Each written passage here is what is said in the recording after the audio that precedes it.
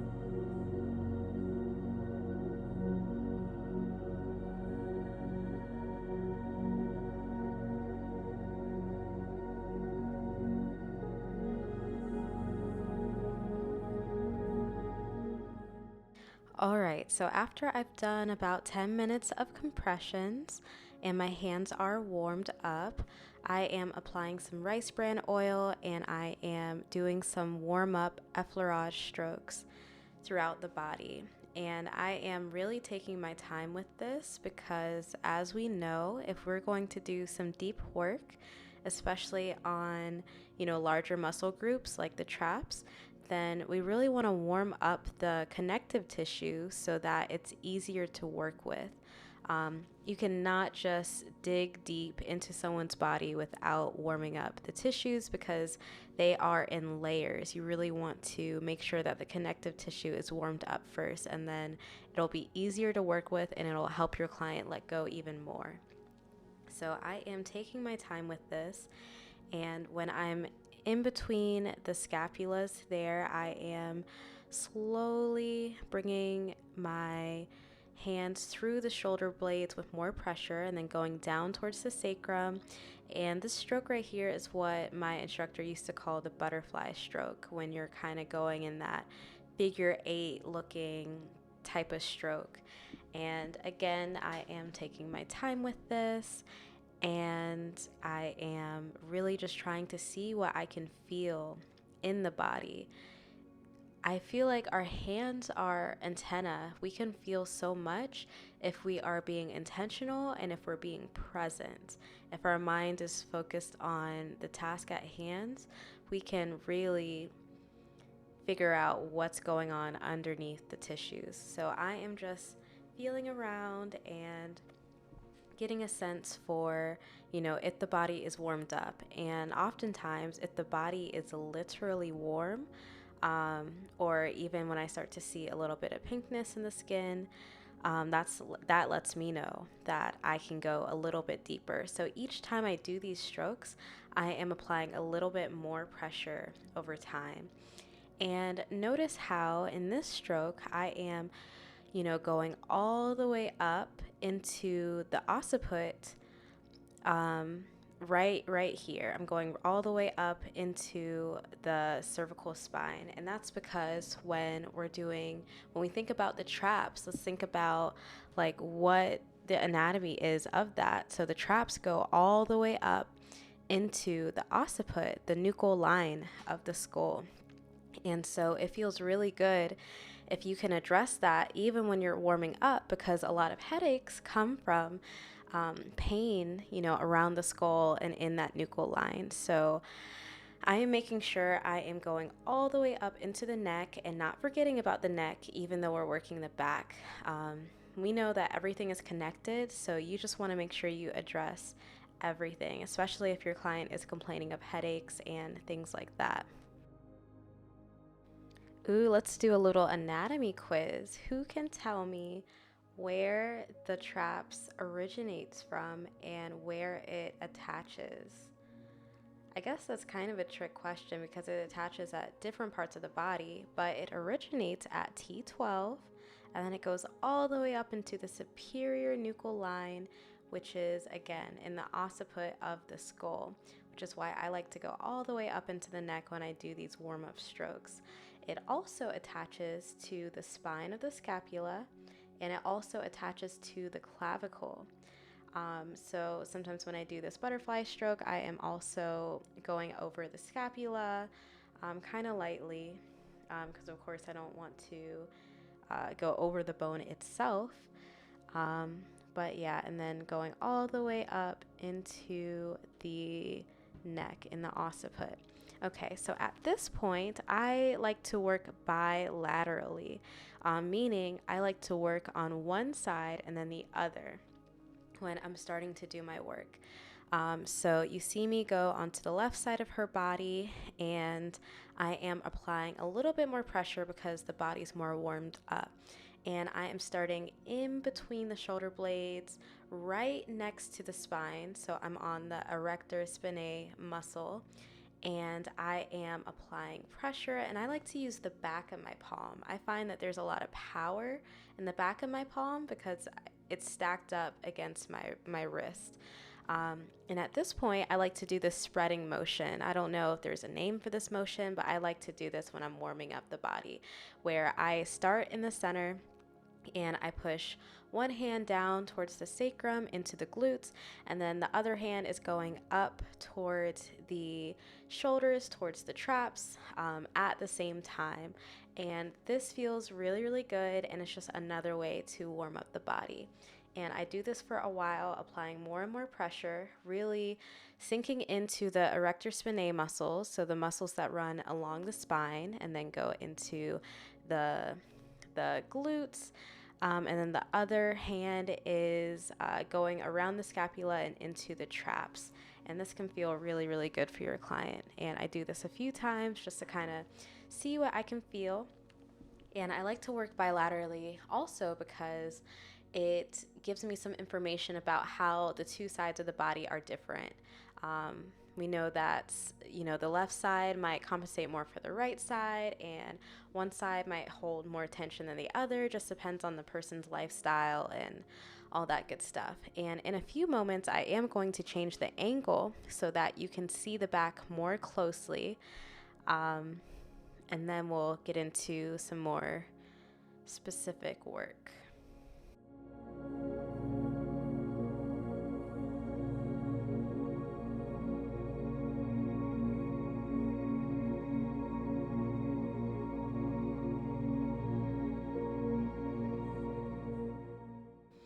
Okay, so in a few moments, you're going to see me use my forearms and my elbows. Let's talk about why I do this. So I really rely on my forearm and my elbows, not only to apply more pressure and to apply more stable pressure, but also it saves my hands and my wrists, which are not in the best shape, if I am quite honest. So here you see me stacking my hands to apply more pressure into the hips, and then I am going in with my forearm, and I am going to use my forearm to travel up the body towards the traps, and then I pivot. I like to pivot and use the point of my elbow to get right next to the spine into the erector spinae. There's a lot of trigger points along this area, and then go into the traps. This can feel really, really good. And I remember Shay, letting me know, giving me words of affirmation that this felt really good for her upper shoulders and her hips. So again, you'll see me do a scooping motion. I like to pivot.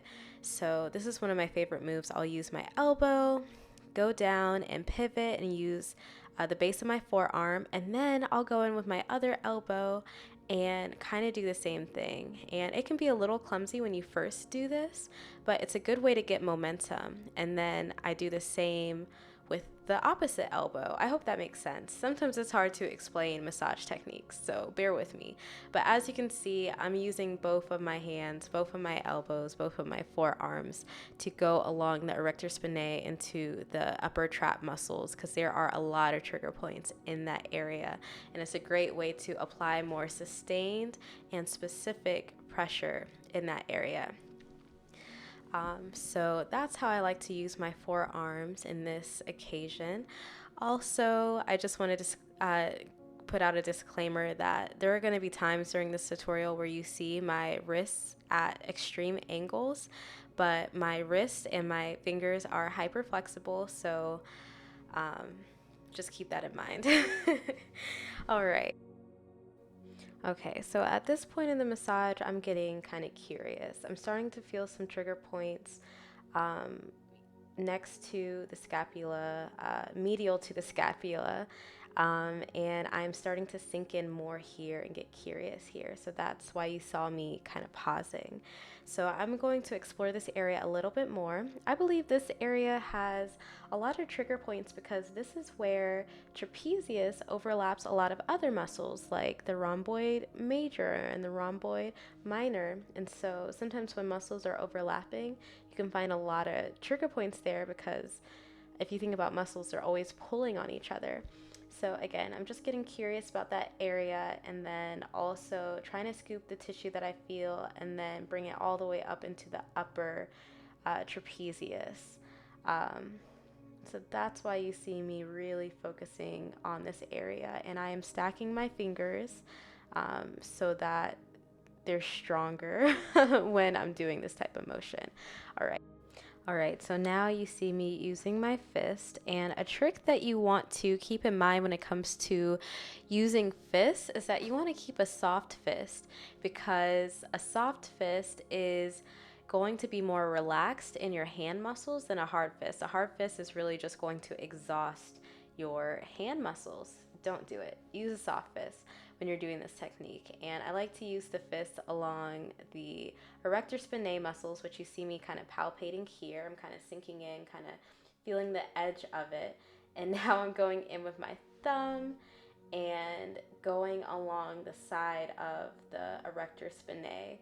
So that's what I'm doing here, and just trying to feel the edge of it, because that can feel really, really good. So it looks like I'm just kind of playing around with these muscles. And now I am going into the glutes, which is her biggest complaint is her glute and hip pain. Whenever you do deep work and a client has specific pain points, you really want to communicate when you are working on that area. So when I was working on the hips, I was communicating, because there can be a lot of pain and trauma around an area that maybe has had an injury or causes a lot of stress for a client. So make sure you communicate with your client when you're going to work deep on one of their complaints. And when I'm doing this with the base of my palm and the my fist, I like to go on the side of the body, and you'll see me kind of scoop into the outer glutes, and my other hand is sinking into the QL muscle, the quadratus laborum muscle, and I kind of do this like scooping motion. Can you kind of see that? I'm scooping into the lateral side of the glute, and I am going in, and now I'm going in with my forearm, and this can feel really good for people who have glute pain. And then I bring it all the way up to the upper traps, and this can feel really good.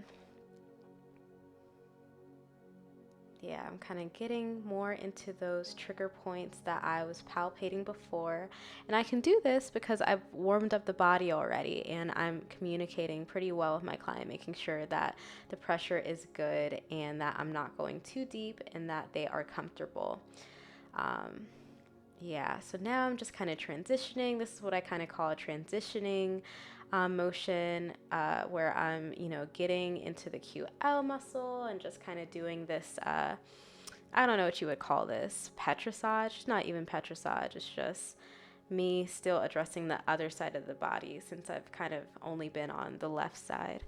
So that's what I'm doing.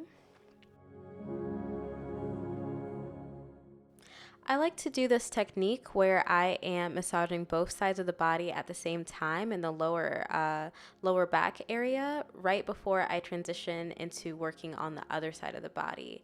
It kind of just reminds the client that, we're going to get to the other side, and it just feels good. It's a good transitioning technique. Yeah, so you see me fumbling a little bit because Shay is explaining a technique that she does. I'm trying to explain it to me while I'm working on her. But yeah, you all just let me know if you like videos like this, where you like me explaining why I'm doing what I'm doing during a massage. And also make sure you check the description box below for any like extra information about this session and anything that you might have missed, even in the previous video. All right, so next I am palpating the rhomboids on the other side of the body, because I'm going to do more trap work, but I'm going to save that for video 2. So if you want to see a part 2 to this video and see me work the upper traps in more depth, please let me know. And I'll get that out to you as soon as I can. But right now you just see me kind of like palpating it before I work it, kind of squeezing the upper trap area. But yeah, I hope that you enjoyed this video. Please like and subscribe if you enjoy videos like this. Comment down below and give me some feedback of what you liked, what you'd like to see, and I will see you in the next video. Bye.